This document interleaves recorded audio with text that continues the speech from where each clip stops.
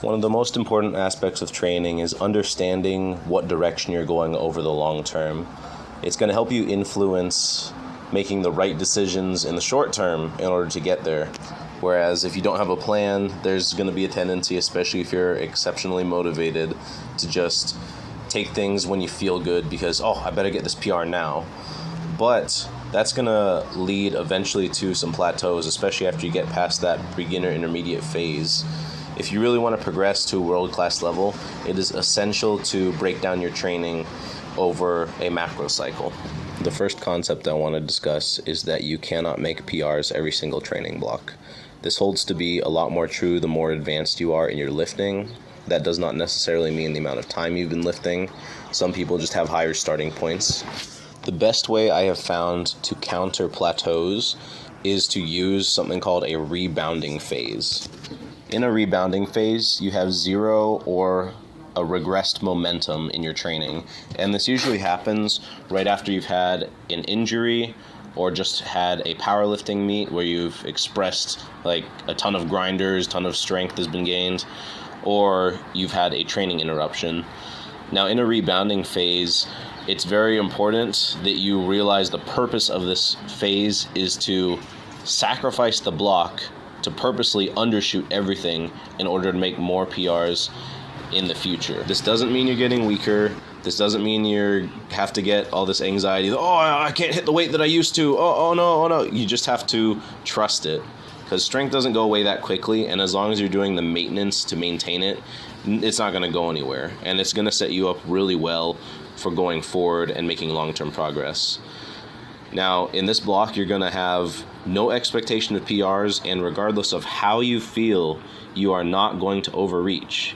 You're not going to have to catch up mid-block just to get a PR at the end, because one, it's probably not going to happen, but two, there's just no reason to overreach, because this is for the sake of the goal of the macrocycle, which I wrote at the end of this big red box that I put right in front of you guys.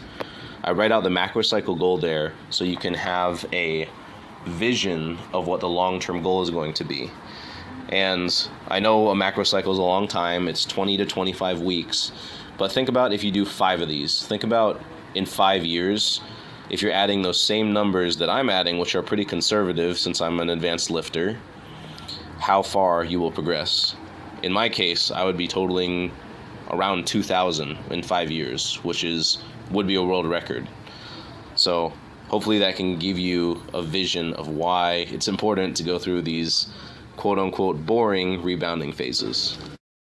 The next phase is a building phase, and in this phase you're going to be close to PR territory or a PR match or just below it. You're going to be gaining some momentum coming out of a rebound. Maybe you'll be coming off of another building phase, and you'll be feeling close to your best. The goal of this block is going to be to get a very conservative PR in terms of maybe adding an extra rep from your best double or your best triple, or matching it and making it move easier, or maybe even chipping it if it's a single and you're getting closer to a meet. Now, this is very important.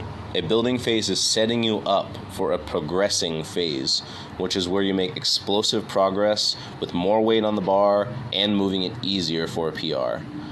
This is the phase that you're going to be looking forward to, and the one where you're going to be getting closer to setting up for the numbers you would need to hit in order to achieve your end of the macrocycle goals. Or in the case that you have no meets, you will actually be achieving those goals, as you can see in my phase 5 where I achieve the singles I set out to. Now, each of the main lifts can be in different phases while being in the same training block. They can be in different phases independently of each other. Also, leverage plays a part into this too. For some of the lifts that you might have a poorer leverage on, it might be more important to spend more time in a rebounding or building phase, whereas if you have something that you're particularly gifted at, you might be in the building to progressing phase for longer periods of time and have less rebounding phases. It's also going to depend on what you need to bias depending on where you are in your training. When you first start out, you may not need a macrocycle setup like this, but after your first couple of training blocks and progress does start to slow down, this will be essential for long-term growth.